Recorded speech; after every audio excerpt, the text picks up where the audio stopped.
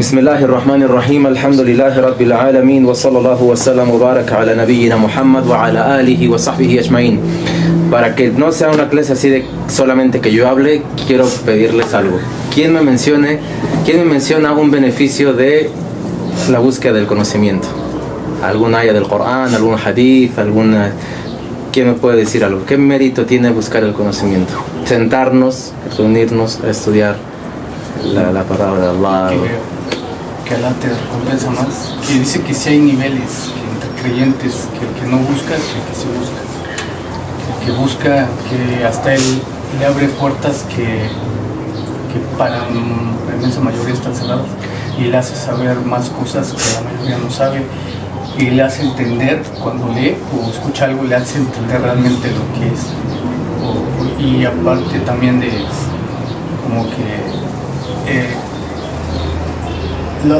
distingue a alguien cuando está a un mentiroso, alguien que mezcla entre verdad y mentira para defender. Entonces como que da esa capacidad de que tú sepas que lo que dicen es mentira. Okay. Si hay un aya en el Corán donde dice Allah subhanahu wa ta'ala, la yastawi alladhina ya'lamun wa alladhina la ya'lamun. No son iguales el que sabe y el que no sabe. Evidentemente, quien tiene conocimiento es elevado en grados. Ajá. Bueno, primeramente agradar a nuestro Creador, que es como el objetivo principal. Segundo, como mencionaba el hermano, el tener conocimiento nos va a distinguir entre otras personas. Por ejemplo, cuando alguien nos hable sobre esos temas o nos comente, pues nosotros sabemos en realidad, ¿no?, lo que es verdad y lo que es mentira. Y por último, pues nos vamos a beneficiar muchísimo, porque al final de cuentas, para conducirnos en la vida y hacer lo que a Allah le agrada, también el conocimiento nos sirve mucho, hermano, porque de esa manera sabemos qué es lo que estamos haciendo mal y qué es lo que estamos haciendo bien, ¿no?, para poder continuar. Y el conocimiento pues siempre nos hará sabios y nos distinguirá de aquellos que, aunque dicen ser musulmanes o no ser musulmanes, pues no les interesa y no tienen nada de conocimiento, ignoran todo. Ok, ¿qué más quisiera decir de las hermanas? Dice que quien busca conocimiento le facilitará el camino. Ok, ¿a dónde? Pues el camino al Jannah. Ok, muy bien, es un hadith. Justo donde queremos todos. Claro, ¿qué va a llamar? Okay. Dice que el sueño o dormir de un sabio es mejor que de un que no es sabio y que está recitando o está haciendo un acto de adoración. Y también a compartir o enseñar a otras personas es Sedqa Jariya, que nunca se termina el beneficio de eso. Claro, eso es muy cierto, Jazakumullahu khairan. Ahora tocó un punto muy importante, Jamal. Hay distintos medios para conseguir la recompensa de la caridad continua o en árabe sadaqatun jariya. Y uno de estos medios es el conocimiento, dejar un conocimiento del cual los demás se beneficien. Tú estando en la tumba, la gente aprendiendo, beneficiándose de ese conocimiento que enseñaste, la recompensa está llegando a la tumba donde tú estás. Pero hay más medios. ¿Quién me recuerda otras formas de obtener esta recompensa de caridad continua? Plantar un árbol. Ok, ¿qué más? Plantar un árbol. Ayudar a construir una mezquita. Ayudar a construir una mezquita, cavar un pozo. Tener hijos piadosos. Tener hijos, un hijo justo que suplique por su padre. Ajá, ok. Bueno. Ese era el primer tema. Ahora el segundo tema. ¿Ustedes se concentran en su oración? Honestamente yo hago todo lo posible y cuando a veces me distraigo, pues trato de regresar en ese mismo momento. Está firme, regresar de volada. ¿Qué consejo le darían a alguien que sufre de distracción en su sala? Primero yo le diría que tenga la intención, antes de comenzar a hacer la oración, de tener la intención de realmente, o sea, concentrarse y tener la intención de a quién le está haciendo esa oración, a nuestro Creador, ¿sí?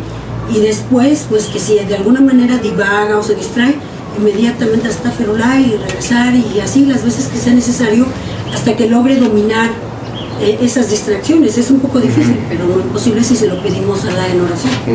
¿Qué le dirías? Si el lugar es propicio, o bueno, al menos en mi caso no es tanto problema. El problema es cuando que está uno, sobre todo en comunidad, que pues es fácil distraerse, ¿no? O está uno en medio de actividades. Claro. Ajá, también es, al menos para mí es muy difícil concentrarse. Pero si el lugar es propicio, no tiene uno pues una preocupación, es en realidad, alhamdulillah, sencillo. Okay. ¿Qué consejo le darías a alguien, Yamal, que te dice, hermano, me distraigo en el salah, aconséjame? ¿Qué puedo hacer? Pues yo le aconsejaría que cómo te sentirías cuando ya estás parado en frente de la presidenta Sheinbaum. Sí, ¿cómo te sentirías? Sí. ¿Cómo estaría enfocado? Estás parado enfrente del jefe, el dueño del universo. Entonces solo concéntrate en eso, que estás parado enfrente de Allah y estás platicando con él. Y eso te corta cualquier otra conexión. Porque ya cuando piensan eso, ya cualquier acto ya entra en desobediencia. Por ejemplo, si estás parado enfrente de Allah, por ejemplo, si una persona de ese mundo es un poco importante, tiene un poco puesto alto, y cómo sentiría esa persona cuando ya estás platicando con él y de repente ya se te va y estás viendo este lado, estás rascando. Entonces, ¿cómo sentiría esa persona? Entonces, si estás platicando con Allah, porque la oración es como plática con Allah, entonces, ¿cómo sentiría Allah que tú no estás poniendo atención en la plática, que tú estás invocando esa plática con Allah y tú tienes el beneficio? Entonces yo creo que ese mismo momento regresa la atención y enfocar en tu oración. Claro que sí, jazakumullah khairan. Los sabios comparten algunos consejos. Número 1, como lo que menciona Yamal, ser consciente de que estás frente a Allah subhanahu wa ta'ala. No estás parado solamente ante cualquier persona, estás parado frente a Allah subhanahu wa ta'ala, y eso es suficiente para que tú te concentres en tu salah y que también tanto tu corazón como tus extremidades estén concentrados y estén sosegados para hacer la oración de la mejor forma. Número 2, reflexionar en lo que estás recitando. No solamente recitar como un robot las suras o lo que, sino estar reflexionando en lo que está saliendo de tu boca. Que prestes atención en lo que estás diciendo. Alhamdulillahi Rabbil Alamin. El Señor de todo lo que existe es Allah, el Señor de todos los mundos. Reflexiona en los ayat que estás recitando. Número 3, realizar una oración voluntaria antes de hacer la obligatoria. Por ejemplo, llega la oración del Dhuhr. Antes de que rezar la oración obligatoria, puedes hacer 2 unidades de rezo voluntarias que te van a ayudar a que tu corazón se sosiegue y se tranquilice para cuando llegue la obligatoria estés preparado para tener la máxima concentración. Número 4, mantener la mirada en el lugar donde se pone la frente. En el suyo no estar viendo así, no estar mirando acá, estar con la mirada en donde va la frente, donde va el suyud. Número 5, que te esfuerces por recordar que esta puede ser tu última oración. Que esta puede ser tu última oración. Pues no sabes si el ángel de la muerte está esperándote detrás para tomar tu alma. Y esto es lo que te va a ayudar a concentrarte. En una enseñanza, el mensajero de Allah sallallahu alayhi wa sallam dijo: Akthiru min dhikri hadimil ladhat. Recuerden constantemente la destructora de los placeres. ¿A qué se refiere? ¿A qué creen que se refiere esa enseñanza? Lo vamos a decir nuevamente. Estamos hablando de que si el musulmán quiere concentrarse en su salah, se le aconseja recordar que esto puede ser su último salah. Y en otra enseñanza dijo el mensajero de Allah sallallahu alayhi wa sallam: Akthiru min dhikri hadimil ladhat. Recuerden constantemente la destructora de los placeres. Se refiere a la muerte. Ahora ya lo entendieron, ahora sí. Recuerden constantemente la destructora de los placeres, porque esto les va a ayudar a temer más, a reflexionar en qué están preparando para cuando llegue ese momento. Y eso es cierto, cuando nosotros vamos a un cementerio o vemos que fulano ha probado la muerte, esto nos hace sentir miedo. Subhanallah, que estoy preparando yo para cuando llegue el momento. Recordar todo esto te va a ayudar a reflexionar y a concentrarte en cómo estás actuando en esta vida. Y en el ayah dijo Allah subhanahu wa ta'ala: Ya ayyuhalladhina amanu taqullaha wal tanzur nafsukum ma qaddamat. Oh creyentes, teman a Allah y que cada uno de ustedes considere cómo está actuando su alma y qué está preparando para el mañana. Y teman a Allah porque Allah está bien informado de lo que hace. Entonces eso es algo, si tú, oh musulmán o musulmana, te preguntas, yo quiero aumentar mi fe, quiero encontrarme con Allah con un corazón puro, quiero que Allah esté feliz conmigo cuando se encuentre, entonces aquí el profeta de Allah sallallahu alayhi wa sallam te dio un consejo: recuerda constantemente la muerte. Por eso él solía visitar los cementerios también y permitió que la gente los visitara con el único fin, el cual era recordar la muerte. El musulmán no va a los cementerios a hacer alguna oración ahí con las tumbas, o únicamente va a reflexionar que ese va a ser su lugar, que lo está esperando. Ricos, pobres, esclavos, libres, grandes, pequeños, varones, hembras, da por igual, es el mismo agujero, es el mismo sitio. Entonces esto evidentemente es una gran herramienta para desprenderse de aquello que no te acerca a Allah y acercarte a todo lo que te acerca a Él, subhanahu wa ta'ala. Reflexionar, oraciones voluntarias, ayunos voluntarios, buen trato a tus padres, buen trato a tus vecinos, el buen trato hacia el prójimo, leer el Corán, reflexionar en cualquier acto que te acerque a Allah. El reflexionar en la muerte te va a ayudar a acercarte a esos actos. Bueno, esos son algunos consejos que la gente del conocimiento comparte para concentrarte en tu oración. Ahora pasamos a un tema distinto, a lo que es la sutra. ¿Quién me dice qué es la sutra? ¿Qué es la sutra?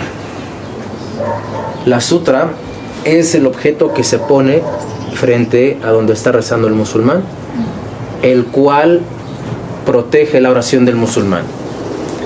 Es como, por ejemplo, está rezando allí Yamal, yo le pongo un banco o le pongo alguna mochila para que la gente sepa que está rezando y que la gente no puede pasar en ese espacio porque está rezando. Ahora hay que aclarar algo. Si la persona pasa, esta es la sutra, si la persona pasa detrás de esto de la cámara, no invalida mi oración, está bien. Pero si la gente pasa por aquí, yo tengo antes, es decir, disminuye su recompensa, mas no arruinan la oración. La sutra es tanto para hombres como para mujeres. En la oración en congregación, ¿dónde está la sutra?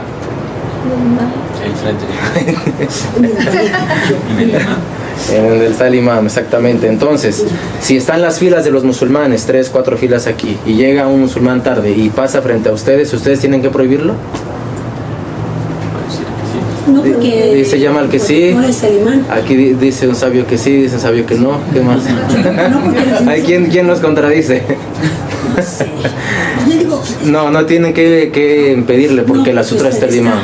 Sí. A menos que pase el imán, voy. Entonces yo creo que el imán que nosotros seguimos es de frente, porque dice que cuando ya están no debe entrarse en los saf, se llama saf, en las filas. En las filas.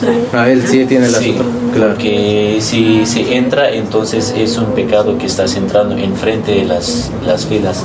Posiblemente haya una diferencia ahí de opinión con la escuela, pero es eso, el imán tiene la sutra y entonces después de imán ya puede entrar la gente. claro, sí, porque el imán tiene la sutra. Entonces, si alguien llega tarde y se pasa entre las filas para llegar hasta acá, por ejemplo, pasa por ahí por enfrente de un otro, no hay problema, se pone hasta ahí.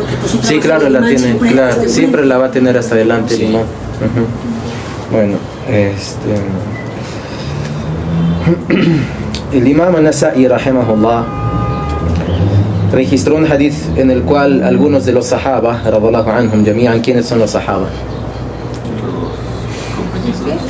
¿Quién? Los seguidores, las personas que de alguna manera estuvieron cerca del profeta, que aprendieron. Los compañeros del Del Los profeta, compañeros del compañeros mensajero.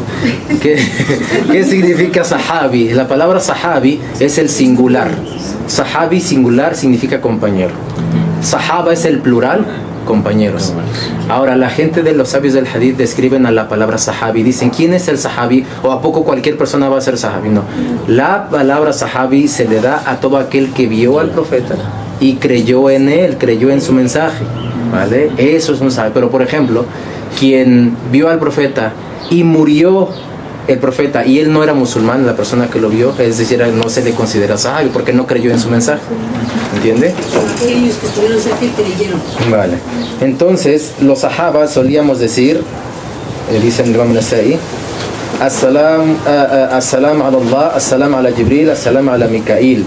Entonces les dijo el mensajero de Allah sallallahu alayhi wa sallam, no digan eso, más bien digan at-tahiyatu lillah, es decir, anteriormente ellos solían rezar de una manera distinta y decían As-salamu ala Allah, As-salamu ala Jibril, y el profeta les prohibió, les dijo no digan eso, mejor digan At-tahiyatu lillah, was-salawatu, wat-tayyibatu y el resto de el tashahhud.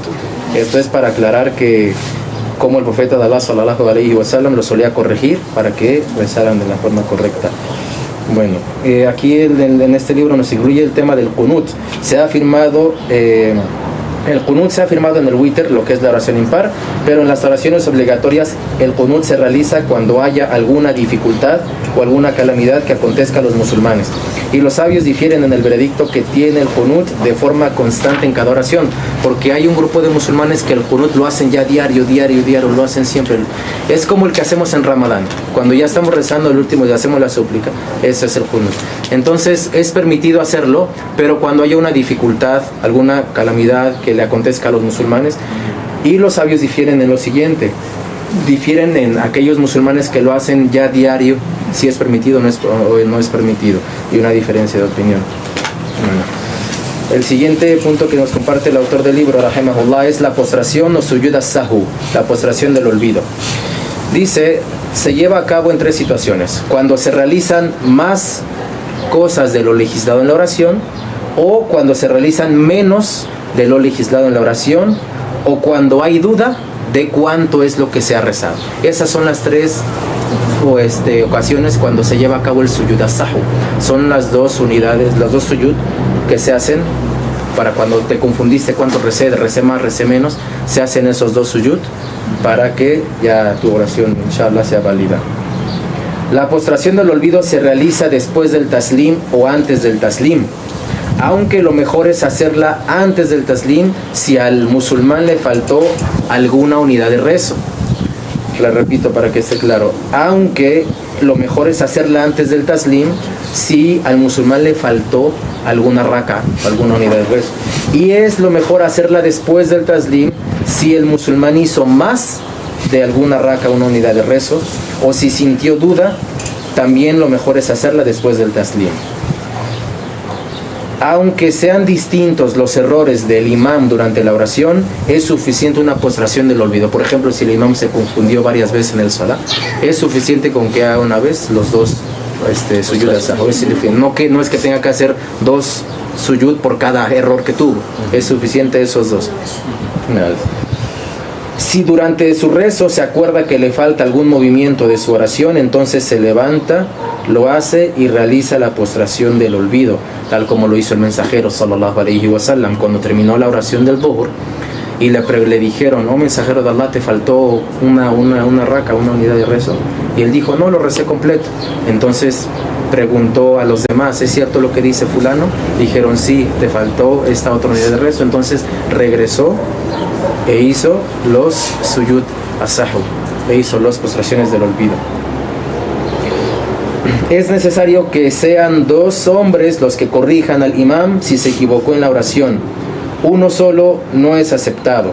Tomando como evidencia el hadith de Dhul Yadayn, el que acabamos de decir, el mensajero de Allah sallallahu alayhi wa sallam había terminado la oración, luego se sentó en otro lugar y llegó un hombre conocido como Dhul Yadayn y le dijo: oh mensajero de Allah, faltó una unidad de rezo en tu oración, ¿se te olvidó o por qué? Le dijo: la oración no está incompleta y tampoco se me olvidó. Luego el mensajero de Allah sallallahu alayhi wa sallam se dirigió a los demás sahaba y les preguntó: ¿este hombre dice la verdad? Y los compañeros le respondieron: así es. Entonces el mensajero de Allah sallallahu alayhi wa sallam se levantó, completó la unidad de rezo que faltaba y luego realizó la postración del olvido. Es decir, pidió el testimonio de más personas. No dijo solamente lo que uno dice, dijo: tiene razón lo que él dice, y hizo lo que faltaba y después hizo la postración del olvido. No invalida la oración algún movimiento ligero que realice el musulmán, siempre y cuando haya necesidad de hacerlo. Siempre y cuando, esa es la condición, que siempre y cuando haya necesidad de hacerlo. Pues en una ocasión el mensajero de Allah sallallahu alayhi wa sallam le abrió la puerta a su esposa Aisha radhiyallahu anha, quien traía en sus brazos a la nieta del mensajero de Allah sallallahu alayhi wa sallam llamada Umama, y el profeta interrumpió la oración para abrirle la puerta y después siguió su oración. Entonces esto nos enseña que si hay alguna necesidad de que te están requiriendo, te están necesitando, puedes hacer rápido el movimiento y seguir tu oración. O sea, alguien está tocando la puerta fuertemente, no sé, alguna emergencia, una urgencia, puedes hacer eso, atender eso y continuar con tu oración. Si durante la oración pronuncia alguna frase legislada en una posición que no es, por ejemplo, quien recita el Corán en el rukú, que está en el rukú, ¿qué se dice? ¿Qué se dice cuando estamos en la inclinación? ¿Qué se dice cuando estamos así? Subhana Rabbi al-Azim. Ese es el rukú, Subhana Rabbi al-Azim. Si por ejemplo ahí un musulmán empieza a recitar el Corán, ¿qué pasa ahí? No invalida su oración. No invalida su oración. Pero si se acuerda, tiene que decir lo que va en ese lugar.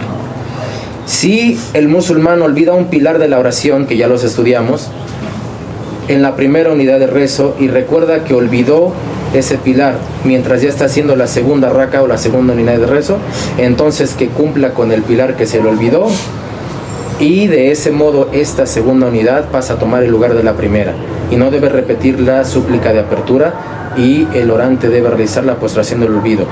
Si por ejemplo está haciendo el musulmán, se le olvidó recitar por ejemplo el Fatiha en el primer raka, y ya está haciendo la segunda, y en la segunda se acuerda, se me olvidó recitar el Fatiha, entonces que recite el Fatiha en la segunda, y esa segunda va a contar como si fuera la primera, y después ya continúa con las demás, y al final hace las dos postraciones de olvido para que su oración sea válida.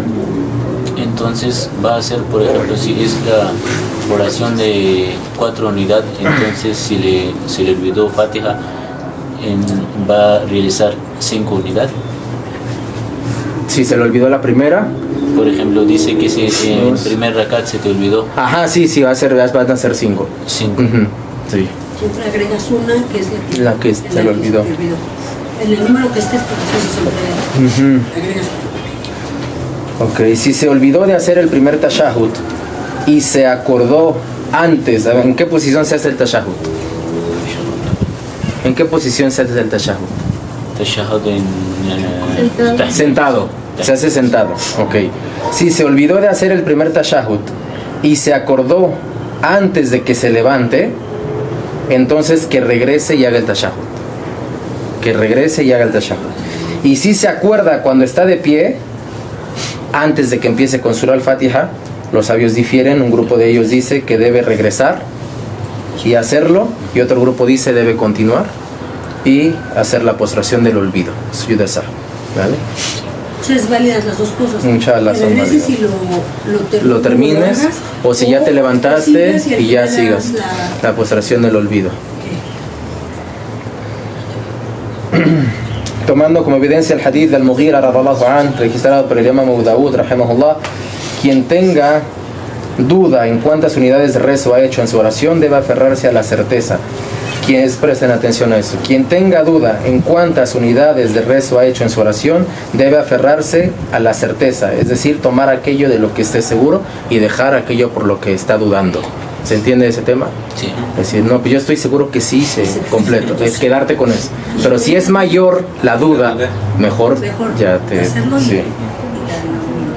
Si están rezando en congregación y uno de los orantes siente dudas sobre las unidades de rezo, mientras que el imam está seguro de no haberse equivocado en la oración, entonces este musulmán que siente duda no hace la sujud de sahwu, la postración del olvido. ¿Por qué? ¿Por qué no los hace?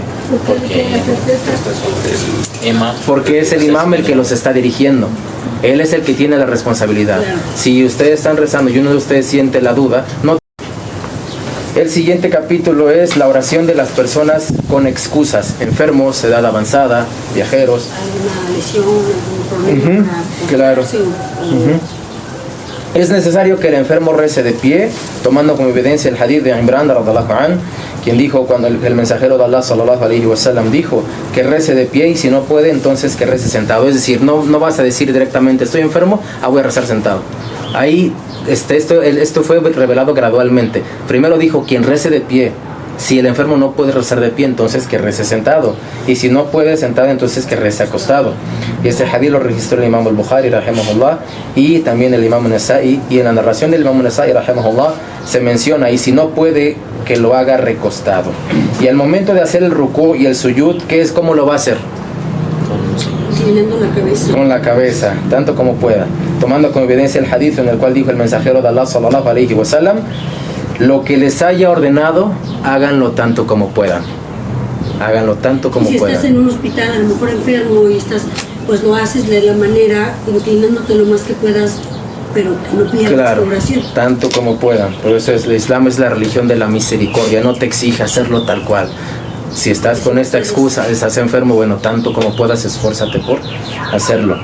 Y lo que les haya prohibido, continúa el hadith, apártense de ello totalmente. Aquí son dos cosas. Primero, lo que se nos ordenó hay que hacerlo tanto como podamos.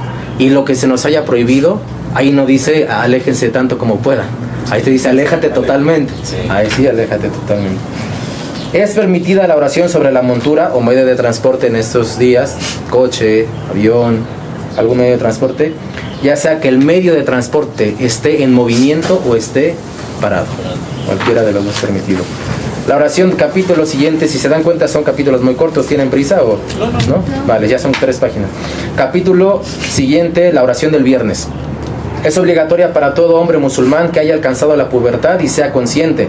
Si alguien que no tiene como obligación acudir a ella, la reza, es recompensado por ello. Por ejemplo, la mujer no está obligada a atender, pero es recompensada por ello. Si el musulmán sale tarde de casa y llega a la mezquita cuando el imam ya está rezando, después del sermón, después de que terminó el khutbah, y alcanza una raka, entonces, ¿qué se le dice a este musulmán? ¿Alcanza la oración o no? Alcanza la oración del viernes y debe completar la otra raka que le falta. Y quien llegue tarde y no alcance al imam en la oración, ¿qué debe hacer? Realizar el zuhr normal, 4 rakas. 4 unidades de rezo, ok. El khutbah se divide en 2 partes. En él se incluyen alabanzas a Allah, los 2 testimonios de fe, Ashhadu la ilaha illallah wa ashhadu anna Muhammadan Rasulullah, y un recordatorio que haga reflexionar a la gente. El sermón debe darse en un mimbar o en cualquier lugar alto. Este capítulo nos habla de todo lo relacionado con el khutbah, con la oración del viernes. La oración del viernes se conforma de 2 unidades de rezo, 2 raka'at. Se recita en voz alta en la primera unidad de rezo, lo que es la sunna se recita Suratul Jumu'ah, esa es una, y en la segunda unidad de rezo se recita el capítulo titulado El Munafiqin, y también otra sunna es recitar en el primer capítulo Suratul A'la y en el segundo Suratul Ghashiyah. Esto es la sunna, aunque si el imam recita otras suras cualquiera, no hay ningún problema, es permitido, pero esto es la sunna. El siguiente capítulo es la oración de los Eidain, la oración de los 2 festejos, Eid al-Adha y Eid al-Fitr. Forma parte de la sunna apresurarse a realizar el sacrificio y retrasar la comida. También es permitido desayunar dátiles con un número impar, comer 3, 5, 7 antes de salir a la oración, y que el musulmán no coma nada durante el sacrificio, sino hasta que ya haya rezado. Cuando salga a la mezquita, que tome un camino y al regresar tome otro camino distinto. Todo esto forma parte. Si te das cuenta cómo el profeta sallallahu alaihi wasallam nos informaba de absolutamente todo. Al salir te vas por un camino, al regresar toma otro, ¿sabes? Y esto, Allah sabe más, el conocimiento está junto con Allah. Se dice que estos lugares en el día del juicio darán testimonio que las personas hacían actos de adoración sobre ellos. Por ejemplo, el jardín donde rezamos en este deportivo, el pasto donde rezamos, inshallah da testimonio, estos musulmanes rezaron sobre mí, ¿sabes? Descripción de la oración: número 1, Takbiratul Ihram. Número 2, decir Allahu Akbar 6 veces en la primera unidad de rezo, y en la segunda unidad de rezo dirá 5 veces Allahu Akbar. Levantará sus manos cada vez que diga Allahu Akbar. Allahu, por eso así lo hicimos. Número 3, recitar Surah Al-Fatiha. Número 4, recitar en la primera unidad de rezo Suratul A'la y en la segunda Suratul Ghashiyah. Es permitido proclamar la grandeza, se refiere a decir Allahu Akbar en los caminos, en las mezquitas, en los mercados, en cualquier lugar, en voz alta. Bueno, aquí en nuestros países es diferente, pero tanto como el musulmán puede hacerlo.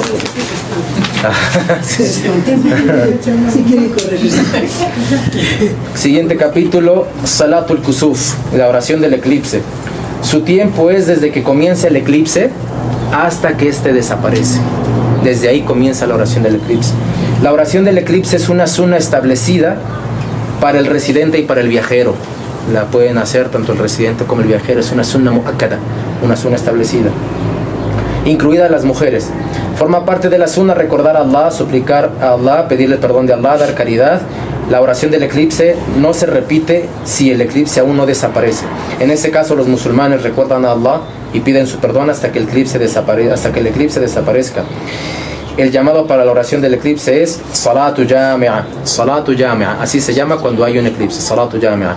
Entonces, cuando esté el eclipse, los musulmanes rezan tanto como puedan, y si al finalizar la oración el eclipse sigue, no significa que los musulmanes deban seguir rezando, sino más bien recuerdan a Allah, glorifican a Allah, piden el perdón de Allah.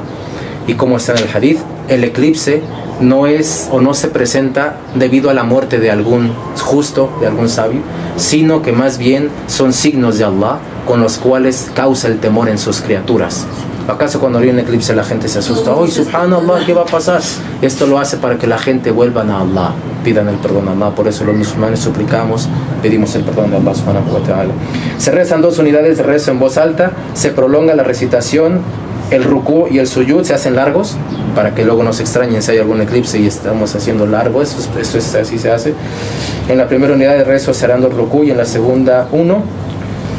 Después se hace el tashahhud y luego el taslim, es decir, salam alaikum wa rahmatullah. Si el eclipse desapareció durante la oración, entonces que los musulmanes sigan recordando a Allah, haciendo dhikr, tal como los dijo su mensajero sallallahu alaihi wasallam, recen y supliquen hasta que desaparezca el eclipse. Siguiente capítulo, Salatul Istisqa, la oración para pedir lluvia. Es una sunna establecida para el residente y para el viajero. Se reza de la misma forma que se reza la oración del Eid. Se puede rezar en la mañana y el musulmán acude a ella concentrado, humilde y anhelando la misericordia de Allah subhanahu wa ta'ala, tomando como evidencia el hadith registrado por el imam at-Tirmidhi rahimahullah. Después de la oración, el imam da un sermón y en ese sermón se pide constantemente el perdón de Allah. Se incluyen también súplicas y se levantan las manos diciendo Allahumma asqina ghaythan, oh Allah, concédenos una lluvia abundante, salvadora, pura, fructífera, beneficiosa y no dañina, inmediata y no retrasada. Eso es para pedir la lluvia, Salatul Istisqa. La súplica puede ser durante el sermón o después de la oración, cualquiera es correcta. ¿Y qué es lo que se dice cuando ya está lloviendo? ¿Cuál es la súplica que nos enseñó el profeta Allah sallallahu alaihi wasallam cuando está lloviendo? Allahumma sayyiban nafi'an. Oh Allah, bendícenos con una lluvia beneficiosa.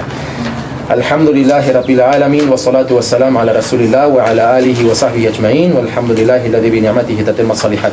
Hemos concluido ya el libro de estudio, alhamdulillah. Aquí está el índice. Tienen ustedes ahí el PDF disponible para quien lo desee repasar, y pedimos a Allah que sea de beneficio, que lo acepte de nosotros y ustedes, y que perdone nuestros pecados, nuestro arrepentimiento, y que nos haga de la gente del Jannah, que guíe a nuestros familiares al Islam, nos haga medios por los cuales guíe a muchas personas al Islam, nos haga de aquellos que le temen en público y en privado, cure a nuestros enfermos, tenga misericordia con nuestros muertos, facilite las dificultades de nuestros hermanos en cualquier parte del mundo, y que Allah nos perdone. Alhamdulillah wa salatu wa salam ala rasulillah wa ala alihi wa sahbihi ajma'in. Hacemos la súplica porque es viernes, la súplica del viernes es respondida. Sí. Pero tristemente muchos descuidamos esa hora. Sí.